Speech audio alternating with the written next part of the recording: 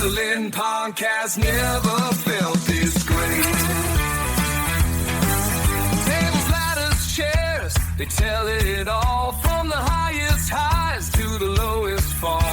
Great and glory tales from the ring. Every chant, every cheer they'll bring.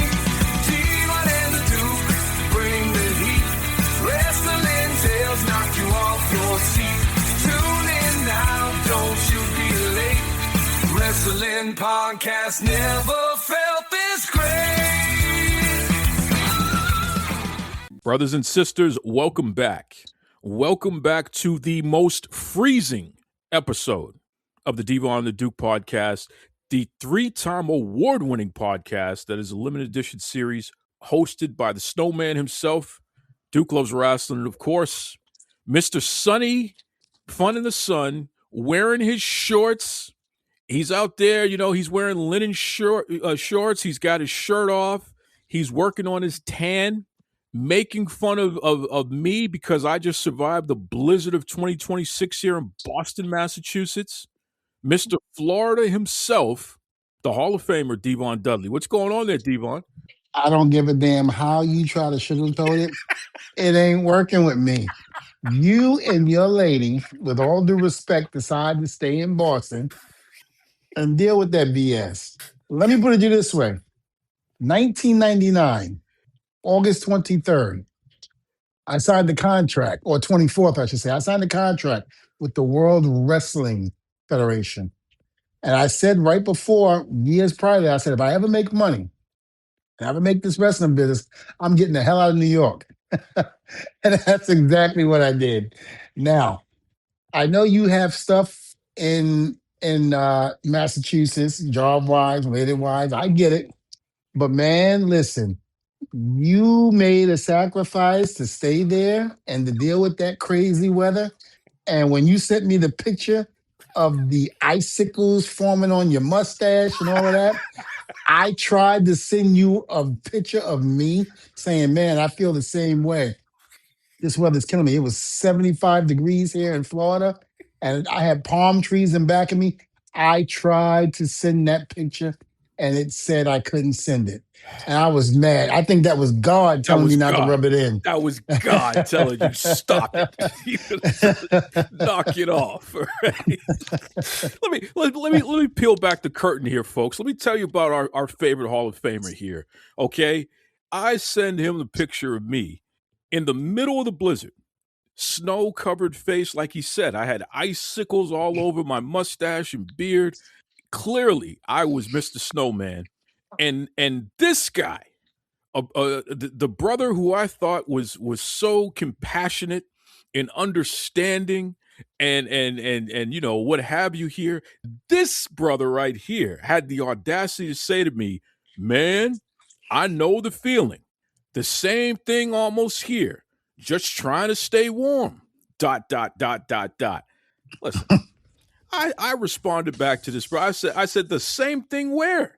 If you don't take your goddamn sunny days, 65 degree shorts weather self, I'll call the bishop if you keep it up. All right? I will call the bishop. Gotta be kidding me, man. Listen, the bishop called me later on that day and told me, I can't wait to get out of New York. I can't wait to get out of Jersey. She said the same thing. Yeah. And I was like, you smart, mother. You're very smart. Listen, I sent you the pictures of the streets here, bro. You saw the streets, you know, not a plow even touched them. They were just covered with snow. Ladies and gentlemen, this is the same man that said that he had my back and he was looking out for me and this and that all these years. But this is the same man that tried to get me in a match with Ober and tried to set something up, knowing damn well I am the Devon of old, that I am the Devon of new, where my body can't take that type of punishment anymore. Meanwhile, he's going to try to make it go viral, try to get me to get set up with Ober. He trying to kill me. I ain't trying to do that style no more. Listen, it ain't my fault you over here in documentaries putting your leg behind your head and all this other nonsense. Listen, man, don't try to act like you can't bang, all right? We done seen the match, Devon. We know you can bang, man. Don't even try. Well, right? The thing is, The body said, I don't want to. And you're telling me I need no. No, Listen, I saw over. I saw over. I said, don't listen to that fool. I said, I was like, man, I don't you even attempt to try to get me and you in a match. I was like, that ain't happening. he needs a WrestleMania opponent. Forget about Brock Lesnar. Over Listen, versus no, he Debo. don't know. No, over you a damn lie. Hell no. Mm-mm. Oh Listen, my god. I remember when I was in my heyday and I was wrestling people like the Godfather and Bull Buchanan, who were huge, Bradshaw, Kane, and they took care of me. Don't get me wrong, but remember, them squishing me in the corner was very light, but their lightness nearly made me crap on myself, especially um, the Godfather doing the whole train. Oh yeah. Oh yeah. Get that Because he momentum would he going. would he would get that momentum coming and come straight at me, and I knew it. I knew it was over. And Bo Buchanan did not know his own strength. Not to mention, Val Venus was a very, he was a big guy, muscle, big guy. But even working with him sometimes was very heavy. Well, because Remember he was this? down in Puerto Rico for a while. That's why, That's you true. know. Now remember, this new generation of wrestlers are totally different from the Attitude Era wrestlers. The Attitude Era wrestlers were all jacked up and muscle bound. So, I didn't wind up getting muscle bound until I got to TNA. And so, I felt every bit of that. People say, oh, you hit me, it hurt. Bitch, please. That's what I'm gonna say. Bitch, please. You could not have survived in my era. No. Well, I don't need to be in your era. Blah blah blah. You're right because your ass would have got killed. Two You try times getting in over. there. Try getting in there with Farouk and Bradshaw in Oh their my god. heyday. Oh my god. Try and I mean, you saw what they did to Public Enemy when Oh. Public Enemy told them that they were going to put themselves through a table and didn't want APA to put them through a table. They beat them half to death. And you know what? When those guys of the APA, especially at that time, they were in the best shape of both of their career. Tremendous shape. And Ron liked me, which is why Ron didn't kill me. He went easy on you, So, huh? oh, he went real easy on me. Listen, compared to what he did to other people, yeah, he liked me. So I knew he liked me because I'm still here talking about it. Wait, did you ever take his finish, that damager finish, that modified Absolutely, the spine Dominator. buster? Yeah. And Wow. Wow. like I said, he took care of me. Wow. He Ron and always looked so John never hurt devastated. me. It Oh, yeah. did, but again, this is what I try to teach my students. Doing it for real and making it look real is two different things. His momentum, his body, the way he did things, it was so strong that his just the look of it made it look real. They were great. I never had an issue with it. Even Big Show, again, 500 and something pounds back then, him squishing you in the corner, I don't care how light it is, it's gonna hurt. It's gonna hurt regardless. Well, that's a whole other level And right there. That's a giant. that's a whole nother level. Yeah. I was just watching a match of me, Bubba, and Taz versus Big Show, Spike, and God, who's the other guy? I can't remember, but here comes the comeback. We're bumping and feeding. Big Show whips me off, gives me a huge backdrop. And I mean, he launched me. And I used to love taking backdrops from him and Kane. Because the way I would tell him, I was like, just throw me up there. I said, I'll land correctly. Don't worry about it. And man, it was just so impressive the way they would just launch me up in the air. I thought it was great. You thought you were a cruiserweight, huh? You thought you you talking Michinoku over here. The way I was until I hit the mat. Hey, you went viral over saying that Spike should be in the Hall of Fame. He should. He should because Spike helped make the Dudleys. Spike helped make a lot of people. And I think Spike deserves his flowers. Just like I think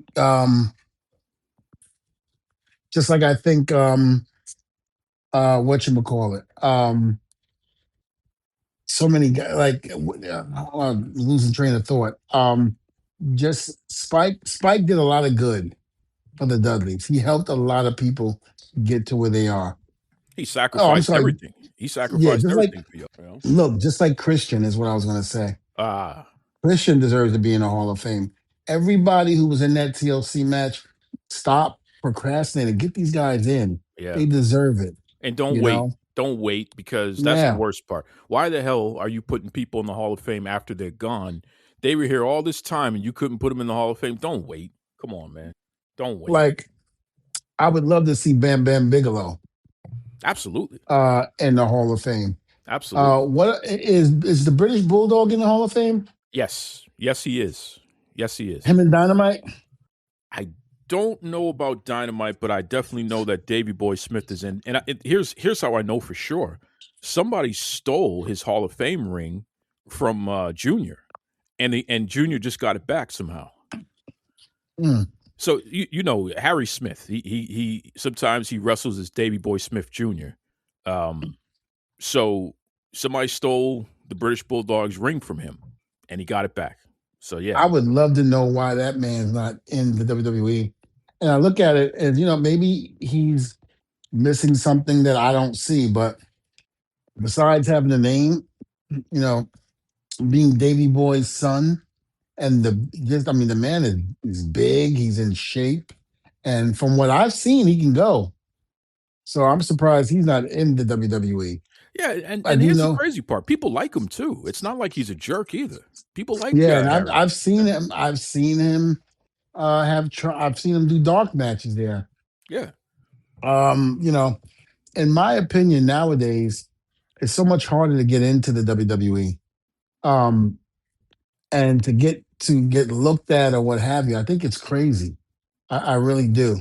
Um, because half of the guys that you see now, if you put them back in the Attitude Era, they wouldn't have been there. yeah, They wouldn't have been there. So the business has changed. The mentality of how people think in terms of bringing people in has changed. It's like every day there's something new. literally. I mean, we talked about it a couple weeks ago. Every So day so there's something new. so Roka's finishing move. Who would have ever thought that you could see a move like that in real life? You know, that soul snatcher that she does, where she does a whole flip off the ropes and she ends Yes. up giving you the damn RKO basically. Like that's crazy to me. Yep. How could you do it? And she's not a small girl compared to the other girls either. She has long legs, man. You know? So for her to do that, it's just like, wow, you're right. You're absolutely right. You know?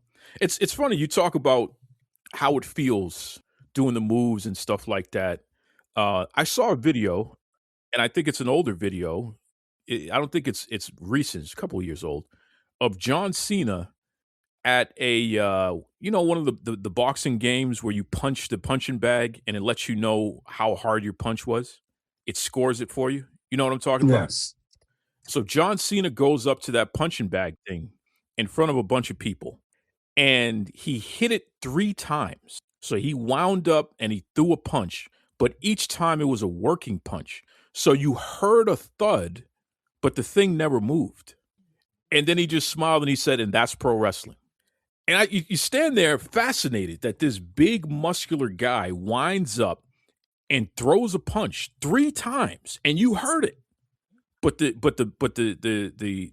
boxing punching bag didn't move, not even a half an inch. Didn't move at all. Didn't even register that it got hit. He said that's pro wrestling. Mm. You know, that's what a pro does, right? Yeah, well, I don't give it away now. I don't want you to get in trouble like the NBC special. Don't give it all away. I understand. You don't got to tell me. I get it. You don't want me. You don't want me to put the mask on and No. pretend I'm somebody and give away the secrets. Wrestling's greatest secrets. No, we don't want to do that. Please. Oh, that's Hey, great. I was just talking to somebody about that. yeah. It's still it's such a cult classic. It's funny. It's funny. Hey, Cody Rhodes is making some waves with something he said, and I definitely wanted to get your opinion on this because it's such a nuanced conversation. And I think sometimes as fans, and I can speak on that behalf, I'm not a pro wrestler, I'm not in the wrestling business, I'm a fan. As fans, sometimes we latch on to what people say too quickly, as opposed to taking our time and really digesting the totality of the statement and what they mean with the statement. So you being a Hall of Famer, 5-time Hall of Famer, and you being somebody that Cody Rhodes looks up to and respects and admires, etc. Tell me what you think about this. So Cody says, and I quote, "Some WWE stars are too soft. It's very confusing to me that we judge fans so hard these days for coming to shows and yelling basic stuff like, 'You suck.' Why is that suddenly crossing the line? It's strange. I don't know. I get that sometimes it can feel harsh, and maybe one day I'll feel differently and think, okay, that's mean. But right now, it just feels like we might be a little too sensitive. If you're a wrestler in the WWE making good money on TV every week, you're doing well. You've got to put those feelings just a little to the side. You know what I'm saying? If you're Yeah. there, you're in the splash zone.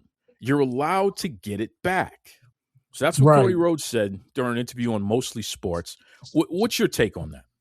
Well, my opinion is this. I feel that, because I had a tough time in TNA when Bubba and I split, went our separate ways in that company. And TNA didn't see me being a singles guy for some reason. They said it in the very beginning, but somehow or another, their thought process had changed, and they weren't using me as much. And I get it. I had gained some weight. I wasn't the same Devon. I had to go find myself. And I remember reading some of the comments that were done under the YouTube uh, videos that I was seeing, and man, they were brutal, and I mean brutal, to the point where it bothered me tremendously. So instead of, getting all in my feelings, I just went and got myself in great shape and just got myself back together again to the point where, okay, now talk your crap. To me, if anybody had put me in that type of position where I had to be upset about something because of something that was said, I wanted to prove them wrong.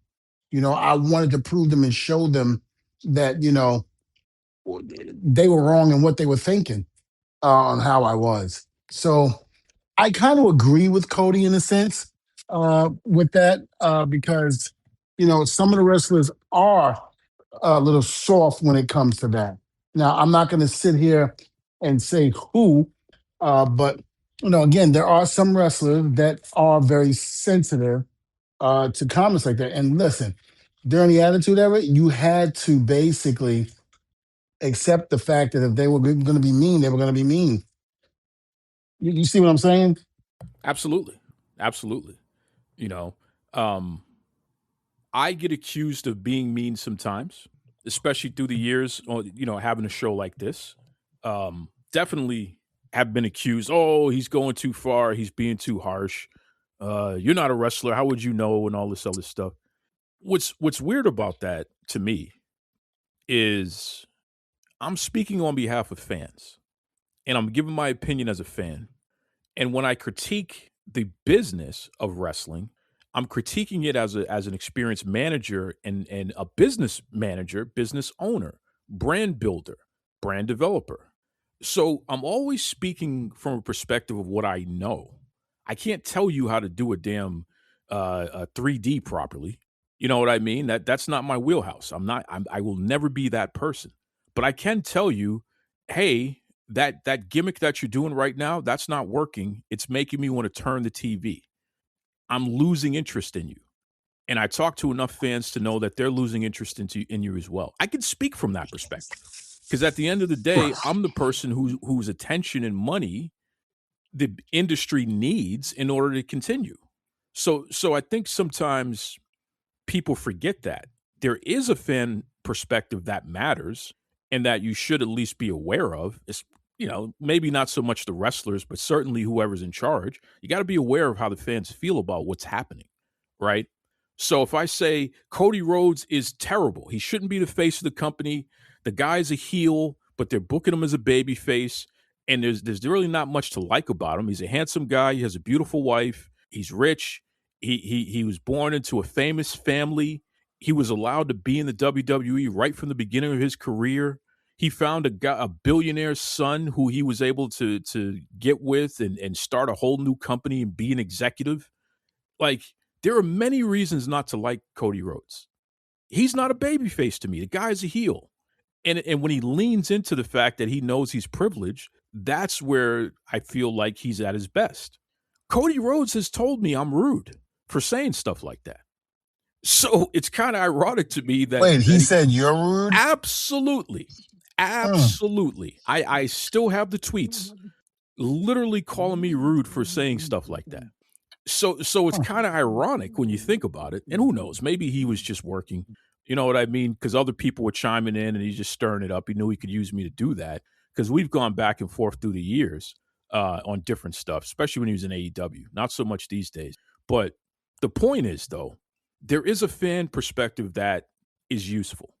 And if you can't take people telling you that you suck, they don't like you, they want you to lose, they're going to cheer against you every chance they get, then I understand his perspective, but it is kind of rich coming from him. That's my take on it. I think it's a little rich coming from Mr. Always Crying Cody Rhodes. You know? Right. Well, here's the deal.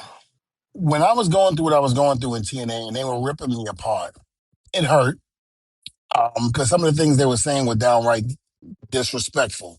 But as I started to transform my body back to what it used to be, and my in-ring performance as well as promos, they couldn't say anything anymore.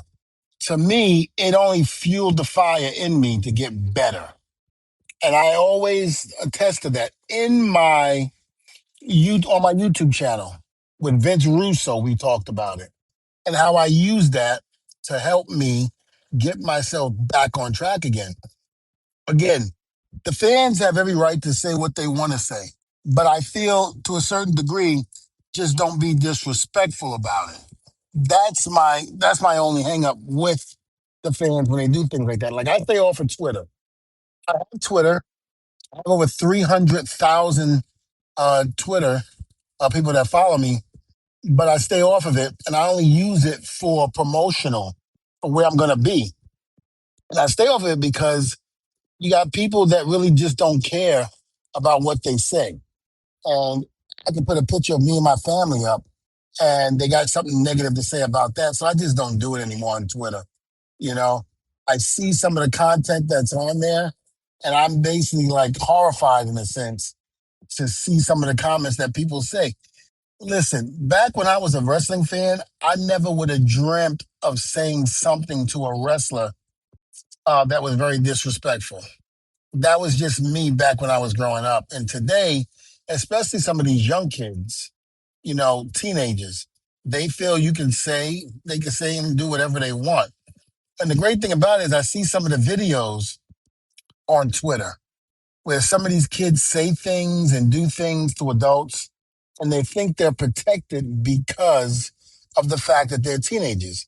Well, you can't touch me. You can't do that and blah, blah, blah. And then when you get an adult who just don't give a damn and smacks the hell out of them, then the kid is on the floor crying, I can't believe you hit me. Well, number one, back in the day, you didn't disrespect adults. Whether you were wrong, whether you were right or wrong, you didn't do that. And so it's one of those things where, you know, you got to learn how to be respectful when you're doing it. And again, you can have your opinion on it, but just be respectful about it. That's fair. That's fair. How do you respectfully tell a wrestler that they suck and you can't wait to watch them lose? Well, wow. I mean, it's silly. It is ridiculous, but that's a real question. Listen, some people aren't going to take my advice and say it like this, but hey, I'm not a fan of yours. I don't particularly care for you. Not trying to be disrespectful to you, but I really don't particularly care for your style and how you do things. But, you know, I give you a lot of credit. You're in there doing what I would like to do. So I give you that much. But as far as I'm concerned, I'm not really a fan of yours. I see that being respectful. Right. Cody Rhodes, I like the way that you dress. even though you're trying to copy Ric Flair, even though you're the son of the plumber, Dusty Rhodes, the fact that you're trying to mimic Ric Flair is embarrassing. But I like the way you dress.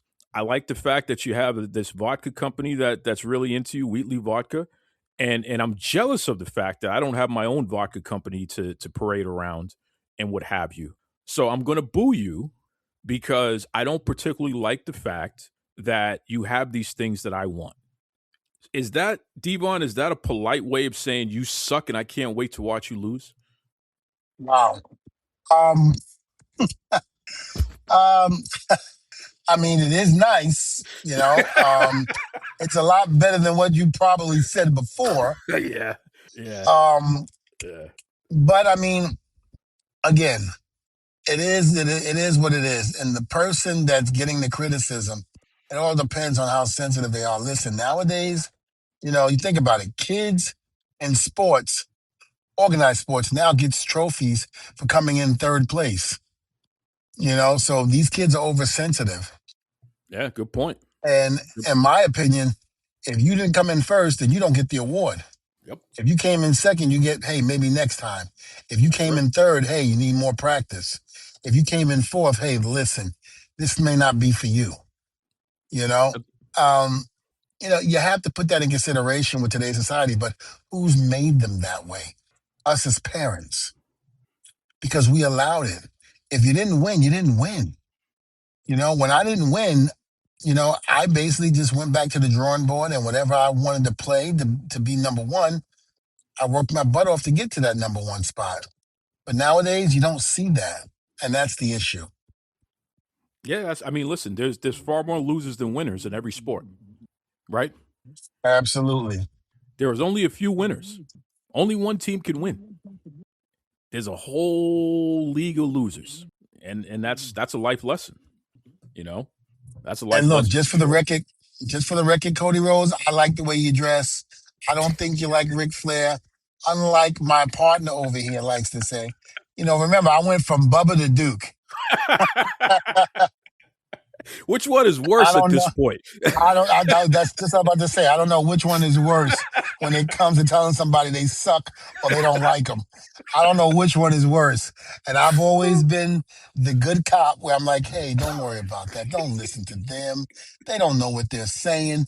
If I had a nickel, and I mean a nickel, I would say a penny for every time I had to go behind Bubba after him going after people and making people feel like crap, that I would be a billionaire, not a millionaire, but a billionaire. Because Bubba was ruthless. He Well, would just go at him, and he didn't care. there's a big difference between he and I, though, because Bubba can actually stand up and go toe to toe with these folks. I got to run away, Devon. Am I going to fight Cody Rhodes? Like, what the hell am I going to do with him? You know what I I mean? don't believe. I don't believe that at all. Listen, you want to put me and Oba in the ring? How about we put you and Cody Rhodes in the ring? God, listen, I would love to see that.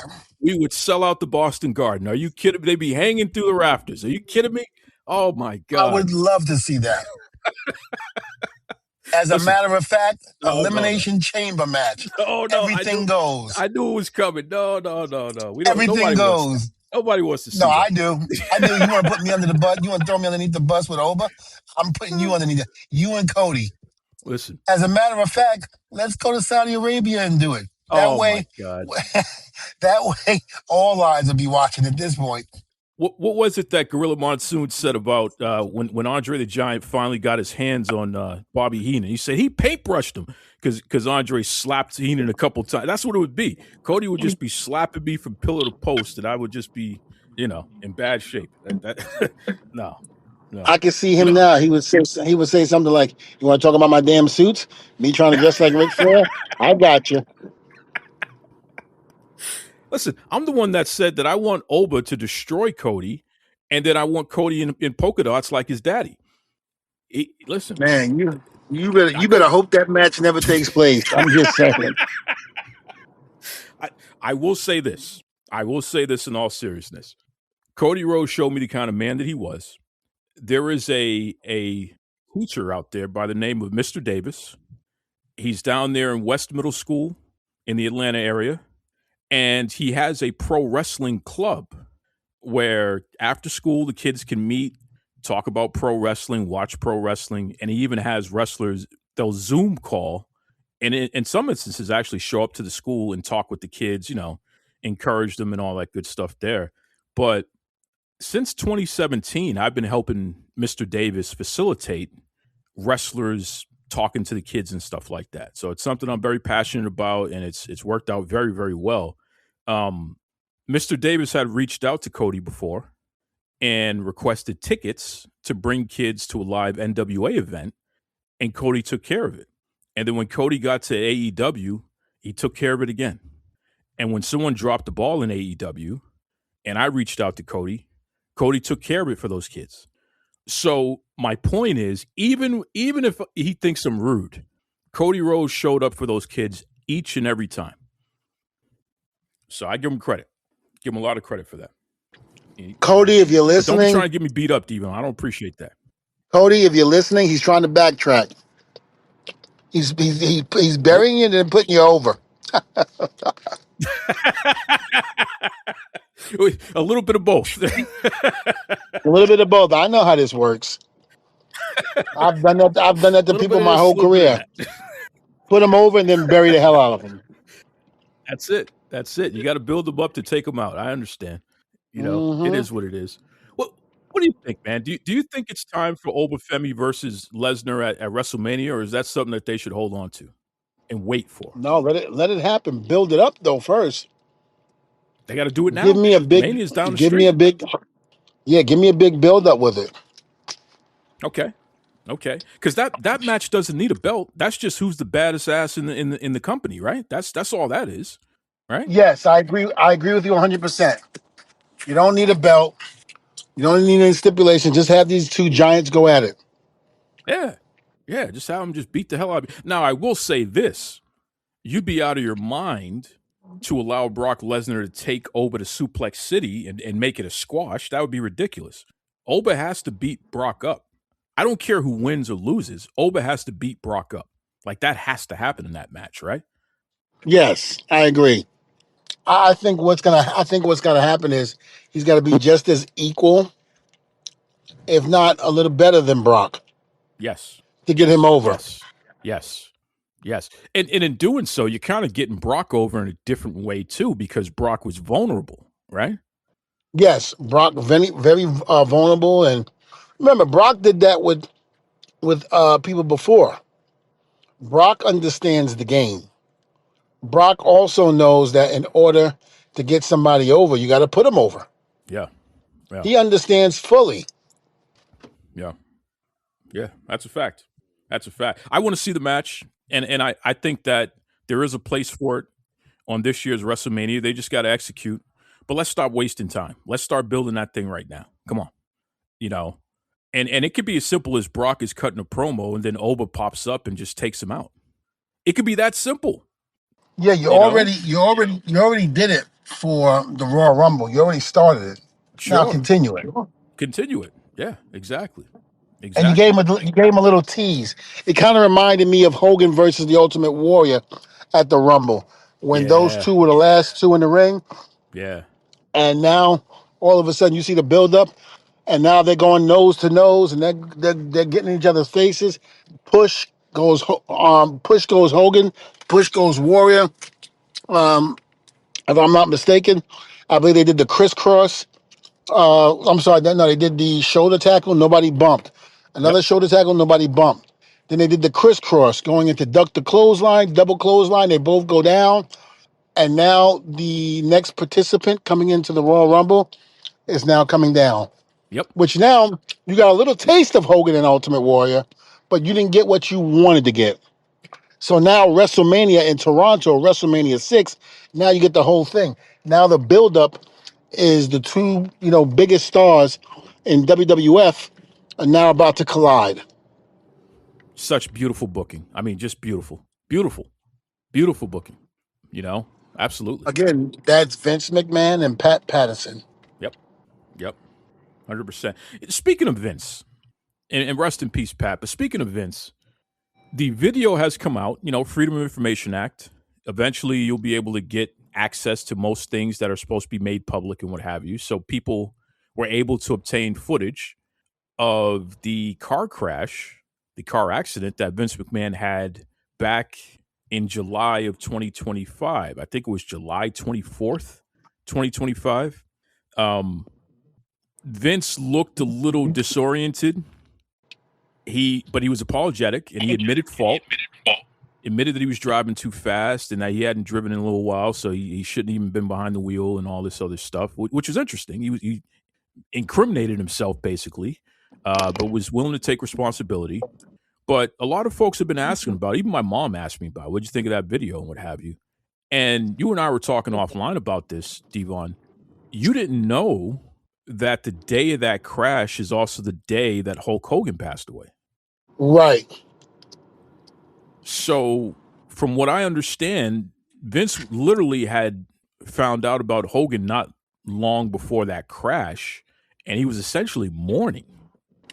Not to excuse it. Certainly, like he said, he shouldn't have been out there. He shouldn't have been driving. He's too old to be driving anyway. He's too rich to be driving. It's too much of a liability. You don't need to drive when you're a billionaire. Why are you driving? You hire people to do that. Yeah, but here's what I say about that.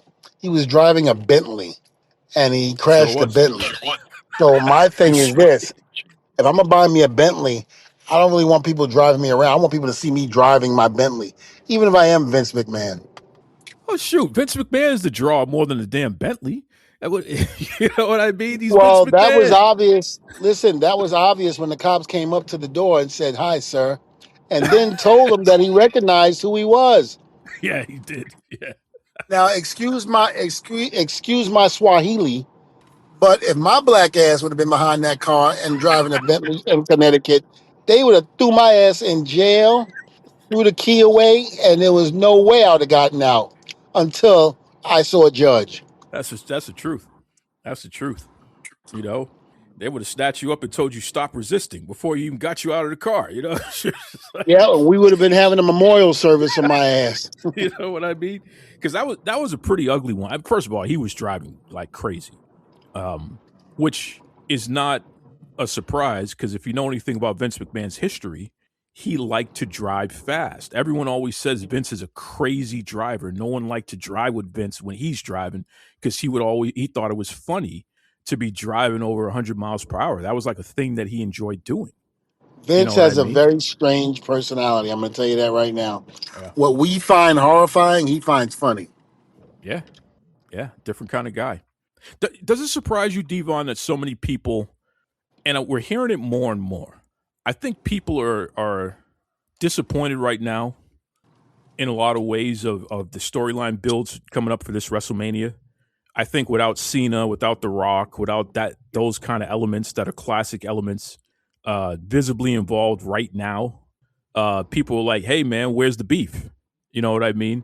Does it surprise you that people keep saying, well, if Vince was here, see, this is why we need Vince back. There is such a movement going on of people saying that they want Vince back involved in the company because they feel like he would be able to smooth some of these edges a little better and move the company in a direction that the fans would appreciate a little bit more. Does that surprise you? Yes and no. My thing is you don't know what you got until it's gone. And, we could sit here and down Vince all we want, say he was this, say he was that. But a lot of people were saying that, and now they miss him. My thing is we don't have the A-plus players that we need to really, really push WrestleMania to the point where it's a must. I got to see this. I'm going to fly to Saudi Arabia and see this. We really don't have that star power. Like you said, Cena's gone. The Rock claims that he's not coming back. He's in Hollywood. Even AJ Styles just retired. Who do you have? You're making stars into Gunter. You're making stars in Cody Rhodes. Who's a big star anyway, regardless? Roman Reigns. You have him. But who do you have like we had? Back when, and I hate to keep saying this, people say, oh, there goes Devon. He's bringing up the Attitude Era. Look at the Attitude Era. Kurt Angle, Mick Foley, Triple H, Stone Cold Steve Austin, The Rock. You know, we had all of these big players. And I'm going to At the say same this, time. At the same Ed, time. Edge and Christian, the Hardys, the Dudleys. We had everybody who could have been a main event if somebody didn't make it, if somebody wasn't there. Yeah. Somebody was filling the other person's shoes. So again, we had all of these top guys that was able to come in and be main event players and to do things like that. Look, no one thought that the Dudleys, Edge and Christians, and the Hardys would still WrestleMania 2 years in a row. Nobody saw that coming, but we did. You could say all you want. There hasn't been another tag team in this business, not even today, that can honestly say that they had the star power that all six of us had. Not one tag team in the business today. And that's not knocking anybody, but look at what you're putting them up against. Yeah. We You're right. proved ourselves when we came back. We proved ourselves when we came into WWE, all six of us. People were yearning for the Hart Foundation, Demolition, the Road Warriors, you know, the British Bulldogs. They were yearning for those tag teams again in the WWF. WWE comes around, and now it's a whole new generation. Yeah. It's a whole new generation. And we picked up from where those guys left off, and we blew it out the water. You don't have a tag team nowadays that can say they can do what we did. You just don't have it. You can put up an argument, but you don't have it. The Dudleys, Edge and Christian, and the Hardys were main event tag teams. We can go in there and be a main event at a live event, Monday Night Raw or SmackDown, and help sell it out. Please tell me today, what tag team do you think that can do that nowadays with the help of the main event guys? That would be tough. It would be very tough. No. We were able to do that without the help of the main roster singles guys. We were able to do that. It just shows you how we were, how important to the company we really were. You know, you didn't have tag teams like that. And that's not these guys' fault. That's the company's fault. That's not the tag teams of today that's in the company. That's not their fault. Vince did know how to make us. And I'm not saying Triple H doesn't. I'm not saying that at all. But there was something about Vince that was very special. Now, my only drawback with that is the man is almost, what, 80 years old, if not 80? Can he still have the mentality that he used to have? Does he still have the go? Does he still have the wits about him to still be able to create things like that? That's a good question. Yeah, he's 80 years old. I mean, there are people far younger than that that don't have it in the tank to be able to manage stuff like that. So you know that's a good question. That's a good question. And it's funny you're bringing up that TLC the 6U. I call you guys the TLC guys. WWE 2K26 just came out. I guess that's the only place where I can get my TLC fix these days. You know, I'm gonna have to put all six of you back in the ring and see who's gonna make it here. What do you think about that, D-Bone? I think as long as it's on a video game, I'm good. Not only am I good on a video game, but I'll get paid without having to take a bump. You're in the game. Did you know that, right? Oh, I know. You're in the I'm game. also, is that the one with us on the cover? Yeah. Special edition. Yep. Sure is. Yeah. Yep. I can't wait for that royalty check. Listen, that's gonna be because this is the biggest one. This is the biggest one.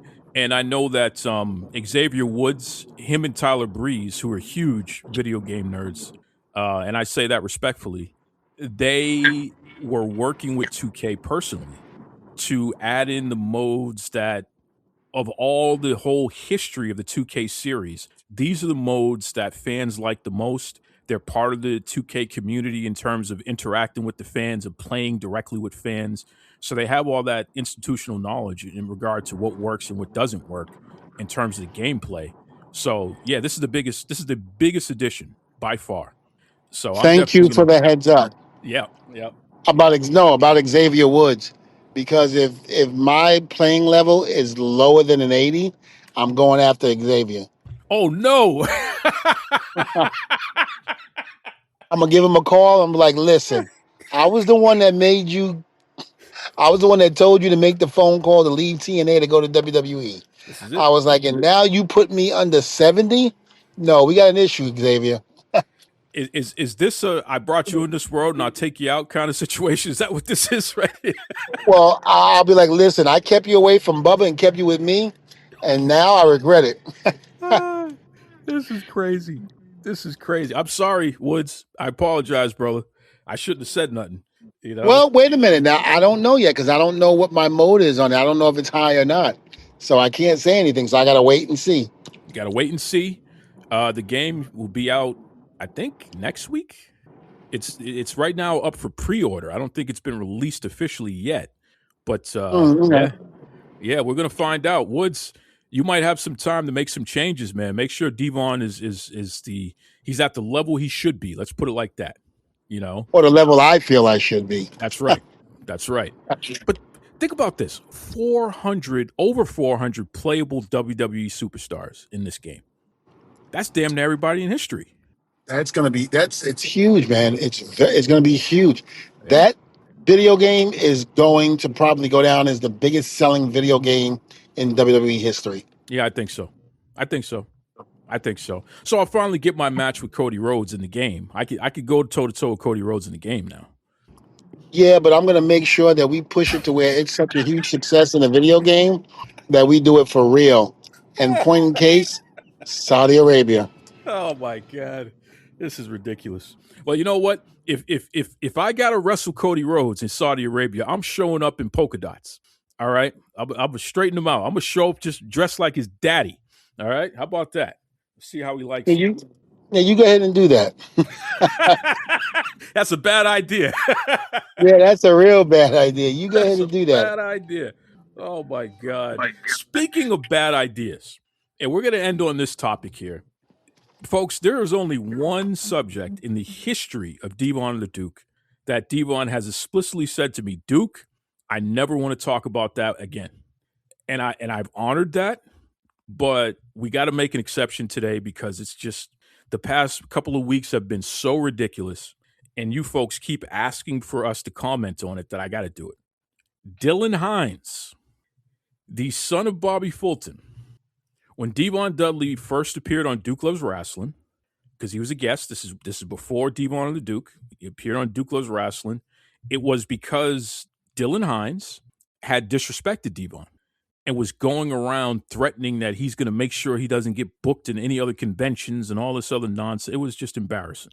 And Devon told his side of the story, told the actual truth of what happened, and it went viral because so many people not only had witnessed it, but they had their own versions of similar experiences with Dylan. So that turned into Dylan and Bobby demanding equal time to be guests on Duke Loves Wrestling. You let Devon run us down. Now we get to come on and tell our side of the story. And I said, okay, because I'm a fair guy, no problem. And those two proceeded to make an absolute fool out of themselves. And Dylan abused Bobby during that recording. He verbally abused him, threatened to beat his ass, and made fun of him for having cancer and saying he's nothing, all kinds of just elder abuse kind of stuff. At one point, it sounded like Dylan actually physically slapped Bobby. So that's a whole other story.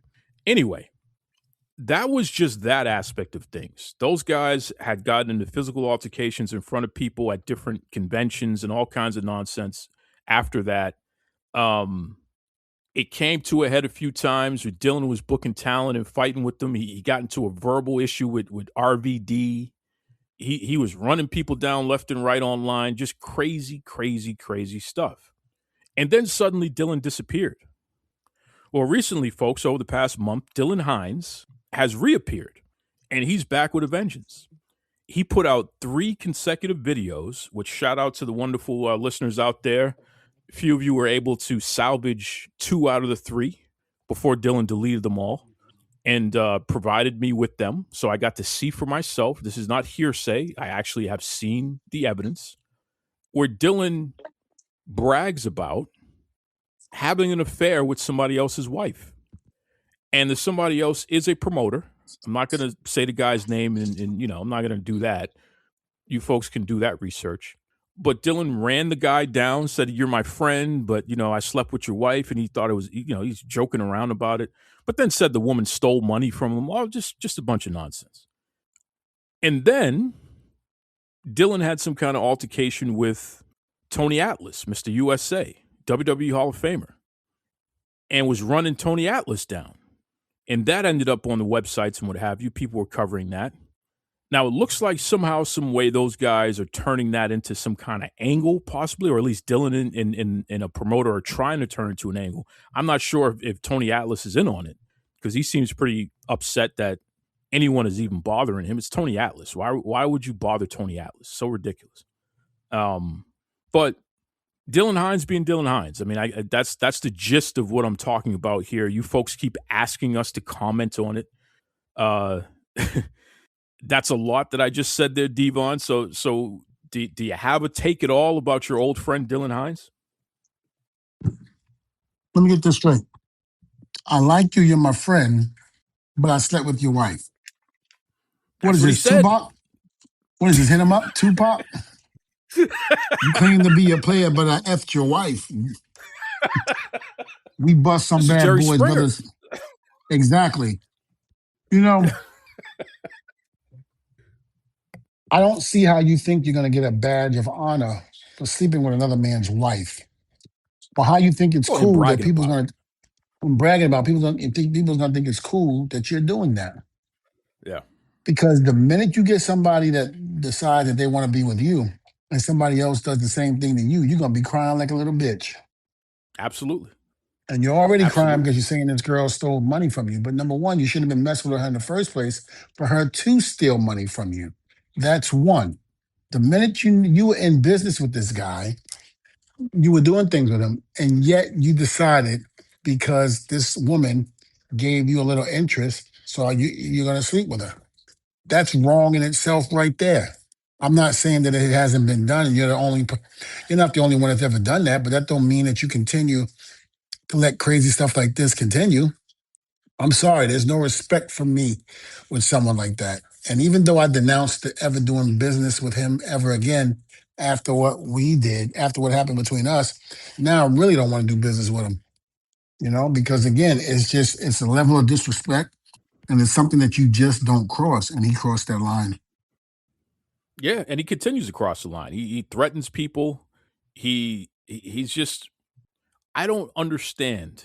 It's like he's a person that's never had to face real consequences, other than the time where someone very famous, former WCW talent, allegedly someone who was with them ended up putting hands on Dylan. And allegedly there might have been a little accident in Dylan's pants as a result of finally being disciplined for his actions. That's the old Sonny Ono story. That one of Sonny's guys, I guess, had to introduce Dylan to consequences. But that was really the first time I ever heard anyone actually straightening him out, because the boy is always threatening to fight somebody, and he's always flying off at the handle. And I think we all realize that there's something wrong with him. Clearly, he's not behaving like somebody who is all there, at least not in my opinion. Based on my experience with people and based on my experience interacting with Dylan directly, he doesn't strike me as somebody who is playing with a full deck. I think there might be some mental health challenges there, which is part of the reason why he's been able to get away with what he's been able to get away with.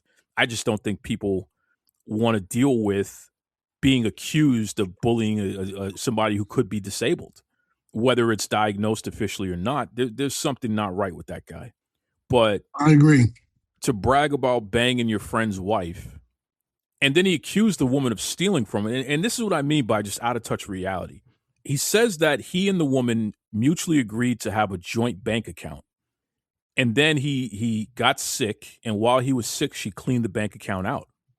Well, whether from a moral perspective or not you feel that that's okay, at the end of the day, if her name is on the bank account, she has legal right to every dime in that bank account. But I'm sorry. That's not stealing. Let me ask you a question. Sure. She's somebody else's wife. He cheats on the husband to be with you. You get some, you fall in love, and then you decide to put your bank account with her name, and you're both now sharing a bank account, and yet you wonder why this happened to you. Right? Hmm. I'm not understanding that process at all. There might be something mentally wrong with him. You're right. Yeah, yeah. There's not enough fries in that bag, bro. That's not a happy meal at all. No, there's something off. That's my opinion, based on my experiences with him and based on what I know with people who have similar behaviors. Right? I'm not attacking the guy by saying that. I'm literally giving a educated assessment. Dylan Hines does not seem to be all there in my book. Well, I've heard that more on one occasions. Sure, sure. That's the word on the street about him. Absolutely.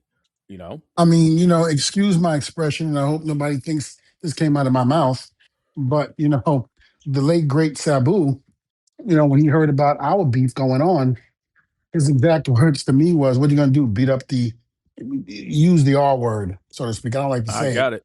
I Yeah, got but it. he's like, "What are you Yep. going to do? Beat up a R?" Yep. And I See was what I just like, mean? "Wow." See I'm what I like, even mean? Sabu was saying that. Yeah. So there's nothing to gain from disciplining that boy. So I think he's been able to get away with that. But this is the problem. He doesn't realize that not everybody cares about that. You know what I mean? He found out Hmm. with Sonny Ono's guys. Like some people are like, you know what? Forget it. I'm gonna have to give it to you. So I hope Dylan Hines gets the help that he desperately is begging for with his weird and erratic actions. I hope he gets the help. Bobby Fulton, that's your son. The fact that you have not introduced consequences to him in a manner that would correct his behaviors. I'm disappointed in you, Bobby. And you've cussed me out before because I had the audacity to record during an interview that you both demanded I do, record as your son was abusing you. And then I put it out for the world because I was concerned for your safety, Bobby. I'm disappointed that you haven't helped Dylan, correct his behaviors because I fear for what's going to happen when he crosses the wrong person. And certainly bragging about banging some other guy's wife, that's bad karma right there, bro. I don't know about That that. is very bad karma. It's one thing to do it, which is its own problem, but to brag about it and tell the world about it and laugh about it, I don't know, brother. I don't know. So, I appreciate you. I listen. What's that? I wish him nothing but the best, but it can't be the best if you're sitting up there doing stuff like this. That's just uncalled for. Yeah, yeah. This low life behavior. But I'm not surprised. I mean, he calls himself a redneck, and I'm not surprised. I guess whatever the negative qualities of a redneck is, it's like he's trying to live up to that, and that's unfortunate. You know, for all the respectable rednecks out there, I'm not lumping you in with him. I put it like he's his own class, so to speak, or lack No, thereof. not at all. Yeah, lack thereof. Anyway, that's enough for the as Rob Van Dam has coined the term, the Hines crime family. That's what he calls them, the Hines crime family, because they rip so many people off. So that's a whole other Yeah, story. You know, and he was one pretty. of them. He sure was. And Dylan was challenging RBD to a fight, which is the strangest thing I've ever heard in my life. You know, even today, Rob is not a guy that you should be trying to fight with. I wouldn't want that fight. Give me a break. Dylan would be visiting his ancestors if he ever went toe to toe with Rob Van Dam. I can tell you that right off the bat. Right? Right? Please, I don't think Rob would have any problems dusting his ass off real quick. So, Dylan, correct your behaviors, bro. Stop it, please. My goodness. Anyway, Devon, what's the best way everyone can keep up with you, especially that fantastic YouTube channel? What you got going on, bro? Yeah, so of course, like you said, my YouTube channel, which is doing extremely well. Over 213,551 followers, and it just keeps growing. Thank you very much to the fans that's making that happen. You can reach me on there, watch the videos, like and subscribe, but also leave your comments down below because we do answer them. Also, you can find me on Instagram, Testify Devon. And basically just you know, you can DM me, whatever. Like the videos or the pictures on there. Leave your comments, and I get back to you on there as well. So please, you know, if you have anything for Devon, please let me know. Be more than happy to answer your questions. Indeed. And folks, as always, Duke Loves Wrestling on Facebook, on X, DukeLovesWrestling@gmail.com. Let me know what you think of the show. Keep sending in the topics and the questions and all that good stuff, because as you hear, even with Dylan Hines, we will touch upon it. You know, I was surprised that Devon allowed this one to slide in, because he was very adamant about, we don't want to continue to give this guy any attention because he's going down the wrong path, and, you know, let's just distance ourselves from all that. So, you know, thank you, Devon, for at least allowing that one more time, because boy, what a mess that guy. Anyway, Listen, not a problem at all. I'm just eager to, you know, you want to talk about it, so I'll give you that. Just like you're going to give me the match between you and Cody Rhodes. hey, in the video game, only in the video game. I don't know. Cody might be a little extra stiff if he gets his hands on me in real life. I don't need these. Listen, we have to get you in the ring, Saudi Arabia, so that way you can make that Saudi money, leave your job, leave Massachusetts, and come on out here where it's really warm and nice. Listen, how am I going to spend the Saudi money when all my bones are broken? Are you kidding me? Listen, with all that money, you'll be able to heal in no time. Trust me. Hold on. Do I get to cut an old school Horseman versus Dusty Rhodes promo? Because, you know, I'll at least get that one in. You know, I'll be like Jay Lethal. I'll be like Jay Lethal, and I'll act like I'm Ric Flair. How about that? Woo. Is that your word of the week? Is that your word of the week, or you got something else? Nope, that's my word of the week. Get Duke and Cody in the ring. Hashtag Duke and Cody in the ring. Wow, this is not going to end well. Testify. My brother. Strictly for the culture every day. Step in style in your unique way. Patterns and colors so defined. All about the perfect line. Be yourself, let your spirit fly. In this fashion, you'll touch the sky. Strictly for the culture, brand so fine. Dress to impress and show your shine. Strictly for the culture every day. Step in style in your unique way.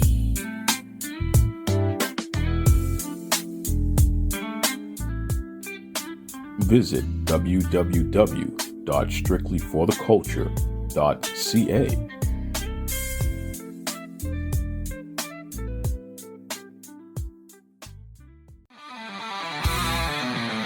Backstage whispers and the crowds roar. From matching giants to legends of yore. Devon's wisdom and Duke's keen view. Every episode feels like it's brand new. Devon and the Duke bring the heat. Wrestling tales knock you off your seat. Tune in now, don't you be late. Wrestling podcast never